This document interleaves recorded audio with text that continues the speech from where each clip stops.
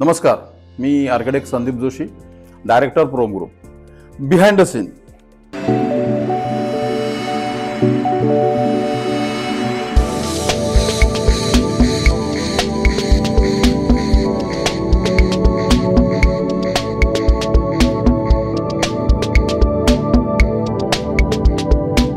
Behind the scene ह्या आपल्या मालिकेमध्ये आतापर्यंत बंगल्याच्या कन्स्ट्रक्शनच्या अनेक पायऱ्या मी आपल्याला उलगडून दाखवल्या.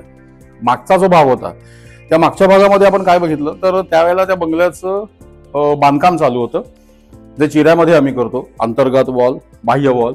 आणि त्याच्यानंतरची जी पुढची स्टेज आहे की आता बांधकाम सगळं झालंय, तर बांधकाम झाल्यानंतर पुढे काय, तर बांधकाम झाल्यानंतर होतं पुढचं प्लास्टर. मग ते प्लास्टर आता हे जो तुम्ही बघताय की याच्यामध्ये ते प्लास्टरचं काम जवळपास संपलेलं आहे, संपत आलेलं आहे.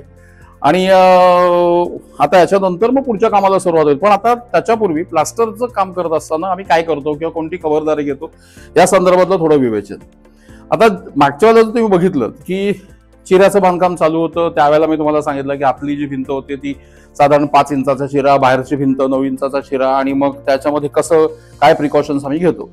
आता चिऱ्याचं बांधकाम झाल्यानंतर पुढचं काय की आता बहुतेक हल्ली तुम्ही बघता सगळीकडे कन्सिल्ड वायरिंग असतं, कन्सिल्ड प्लंबिंग असतं.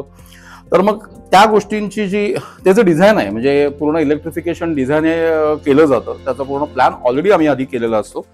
आणि मग त्या प्लॅनप्रमाणे म्हणजे बांधकाम झाल्यानंतर मग जिथे जिथे त्या इलेक्ट्रिकच्या लाईन्स येणार आहेत त्या ठिकाणी मग ते पाईप सगळे फिरवले जातात. ते पाईप सगळे फिरवले त्याच्यानंतर ते इलेक्ट्रिकचे जे बोर्ड्स असतात त्या बोर्ड्स पण त्या ठिकाणी कन्सिल्ड करून तिथे लावले जातात. आणि ह्या सगळ्या गोष्टी झाल्यानंतर मग त्याच्यानंतर केलं जातं हे प्लास्टर.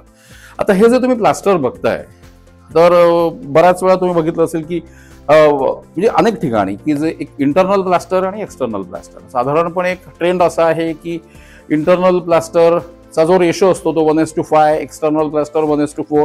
हे 1:5, 1:4 म्हणजे 1 पार्ट ऑफ सिमेंट आणि 4 पार्ट ऑफ सँड किंवा 5 पार्ट ऑफ सँड. 1:4 हे बाहेरच्या प्लास्टरिंग करता वापरलं जातं, परंतु आम्ही इथे करत असताना अंतर्गत प्लास्टर हे सुद्धा 1:4च्या प्रमाणामध्ये असतं, म्हणजे 1 part of cement with 4 part of sand. आता सँड म्हणजे वाळू जी इथे आम्ही वापरतो, ही वाळू ही खाडीतली वाळू किंवा तत्सम समुद्रातली वगैरे असला काही प्रकार, म्हणजे खारेपणा हा त्याच्यात नाही. कारण जर जेव्हा त्या वाळूमध्ये सॉल्ट कंटेंट असतात त्याला काही दिवसांनंतर बघितलं तुम्ही तर अनेक ठिकाणी तुम्हाला असं दिसेल की त्या भिंतीमधनं पांढरट रंग बाहेर यायला लागतो किंवा ते मिठाचं जे प्रमाण असतं ते बाहेर यायला लागतं आतमधलं. त्याच्यामुळे आम्ही कुठेही ती खाडीची वाळू वापरत नाही. इथे ही आर्टिफिशियल सँड वापरली जाते, त्या योग्य जे प्रमाण आहे त्याचं त्याप्रमाणेच ती वाळू असते. आणि त्याच्यामुळे ना मग त्याच्यामध्ये कुठलंही सॉल्ट कंटेंट नसतं. आणि त्याच्यामुळे मग भिंती ज्या असतात त्या भिंतींना प्लास्टर केल्यानंतर आणि रंग वगैरे काम केल्यानंतर त्याच्यातनं आतमधनं जो पांढरेपणा येतो तो याच्यात कुठेही येत नाही. ही पहिली महत्वाची गोष्ट. त्याच्यानंतर दुसरी जी महत्वाची गोष्ट आहे की ह्या भिंतीचं जे प्लास्टर केलं जातं, आता बांधकाम करत असताना ती जी भिंत असते ती पूर्णपणे प्लममध्ये म्हणजे ओळंब्यामध्ये असली पाहिजे, याच्यावरती कटाक्ष असतोच. पण थोडंफार काही वेळेला इकडे तिकडे होऊ शकतं, कारण दगडाच्या जाडीमध्ये थोडाफार फरक असू शकतो. परंतु मग ते प्लास्टर करत असताना मात्र ते प्लास्टर वरपासून खालपर्यंत ओळंब्यामध्ये कसं येईल ह्याच्याकडे कटाक्षाने म्हणजे बघितलं जातं. आणि ही जी भिंत आहे ही भिंत तुम्हाला म्हणजे बघितलं तुमच्या लक्षात येईल वरपासून खालपर्यंत एकाच लेवलमध्ये आहे ती, आणि सिमेंटचं त्याच्यावरती प्लास्टर केलेलं आहे. आता हे जे सिमेंटचं प्लास्टर आहे ह्या सिमेंटच्या प्लास्टरमध्ये कुठेही तडे यायला नाही पाहिजेत किंवा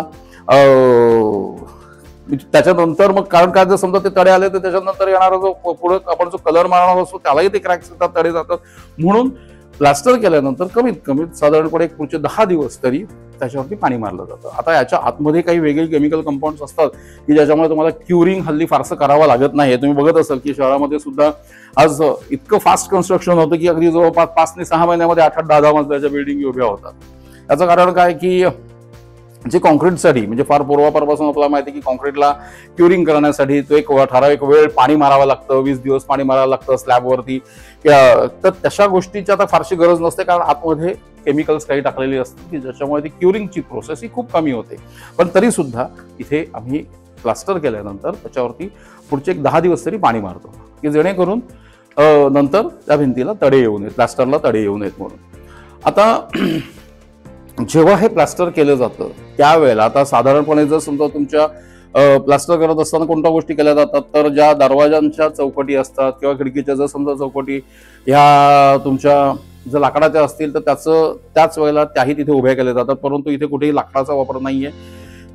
त्याच्या ज्या काही सगळ्या चौकटी इथे असणार आहेत त्या आमचं एक वेगळं, तेही मटेरियल वेगळंच आहे, ज्याला आम्ही म्हणजे रेझिन कोटिंग असणारं ब्रिलांतिओ म्हणून आमचं जे वेगवेगळं मटेरियल, त्याच्यामध्येच या सगळ्या चौकटी आणि दरवाजे असणार आहेत. त्याच्या संदर्भात मी तुम्हाला नंतर माहिती देईनच. आता आपण प्लास्टरच्या संदर्भात बोलूया. तर आता हे जे प्लास्टर आहे, आता अनेक ठिकाणी तुम्ही बघितलं असेल की जेव्हा प्लास्टर केलं जातं तेव्हा ते वरपासून खालती येताना साधारणपणे खालचा एक 7-8 इंचाचा भाग हा सोडला जातो, तिथे प्लास्टर करत नाहीत. आणि त्याच्यानंतर मग का करत नाहीत, तर मग त्या ठिकाणी काय होतं की फ्लोरिंग केलं जातं. फ्लोरिंग केल्यानंतर मग ते जे स्कर्टिंग असतं फ्लोरिंगच्या ह्याच्यात, ते स्कर्टिंग आणि वरचं प्लास्टर याची एक लेव्हल असायला पाहिजे, म्हणून मग ते स्कर्टिंग तिथे केलं जातं. आणि मग स्कर्टिंग साधारण 3 किंवा 4 इंचाचं, आणि मग नंतर उरलेला जो भाग थोडासा असतो त्या ठिकाणी त्या स्कर्टिंगला मॅच करून ते प्लास्टर केलं जातं. अशी बऱ्याच ठिकाणी पद्धत आहे, पण आम्ही तसं नाही करत. याचं कारण सांगतो की जेव्हा प्लास्टर चालू असतं आणि मग आम्ही ते खालती समजा 7-8 इंचाचा भाग मोकळा सोडला आणि प्लास्टर तिथपर्यंतच केलं, तर तो खालचा जो चिराचा भाग असतो तो एक्सपोज असतो. आणि नंतर लादी लावण्याची वेळ, स्कर्टिंग घेण्याची वेळ, ह्याच्यामध्ये कुठेतरी 1-1.5 महिन्याचं अंतर असतं. आणि त्यावेळेला तोपर्यंत काय असतं, तोपर्यंत तो जो खालचा चिरा जो असतो तो एक्सपोज असतो.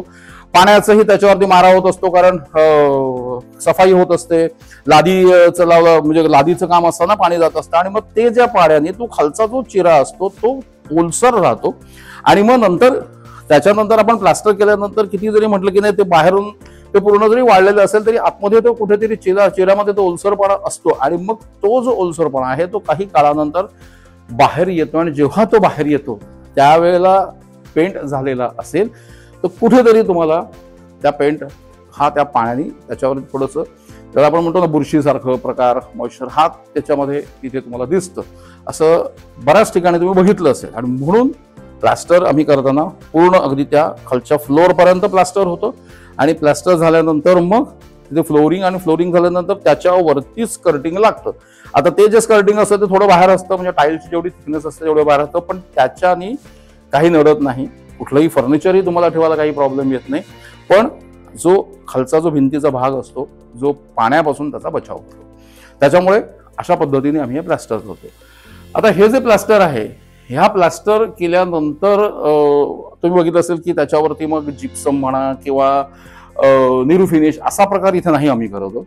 आणि त्याच्यावरती डायरेक्टली म्हणजे ह्या याच्यावरती प्रायमर मारून जो एक्सटिरियर ग्रेन पेंट आहे त्या पेंटचं ऍप्लिकेशन होतं. ते का ते मी तुम्हाला नंतर समजावून सांगेनच. ज्या वेळेला पेंटिंगची प्रोसेस होईल त्यावेळेला त्याच्या संदर्भात मी तुम्हाला वेगळी माहिती देईनच.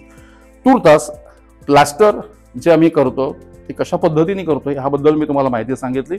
सिमेंट प्लास्टर 1:4 प्रमाणामध्ये. धन्यवाद.